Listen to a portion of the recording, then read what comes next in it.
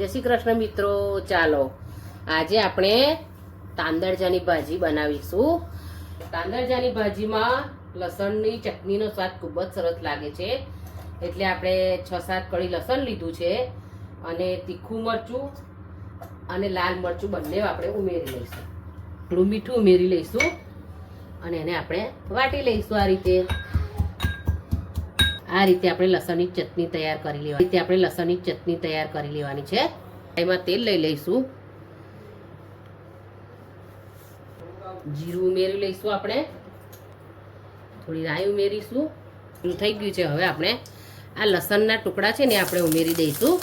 આપણે લસણની ચટણી તો ઉમેરવાના જ છે, પણ આપણે લસણના ટુકડા પણ ઉમેરીશું। લસણનો સ્વાદ ખૂબ જ સરસ લાગે છે ભાજીમાં। ગુલાબી રંગના થઈ ગયા છે। હવે આપણે આ લસણની ચટણી બનાવી હતી એ ઉમેરી લઈશું। એક મરચું ઉમેરી લઈશું કટકા કરીને અને આપણે ભાજીને ઉમેરી લઈશું। આપણે મસાલા કરી લઈશું।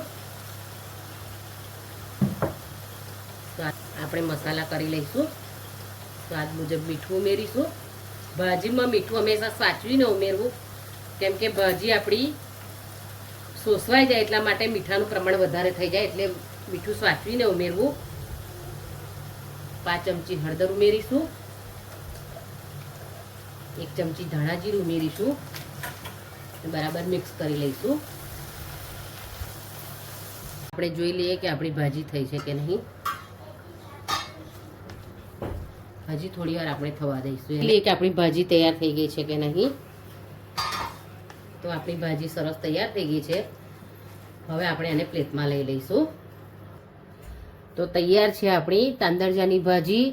મેં એને રોટલી સાથે સર્વ કરી છે અને જોડે કાકડી અને ડુંગળીનું સલાડ મૂક્યું છે। તમે પણ મારી રીતે એક વખત ચોક્કસ તાંદળજાની ભાજી બનાવજો અને એન્જોય કરજો। અને મારી ભાજી બનાવવાની રીત તમને ગમી હોય તો તમે મને કોમેન્ટ જરૂર કરજો અને મારી ચેનલને સબસ્ક્રાઈબ કરજો, તો તમને મારા આવનારા વિડીયોની નોટિફિકેશન મળતી રહેશે। Thank you.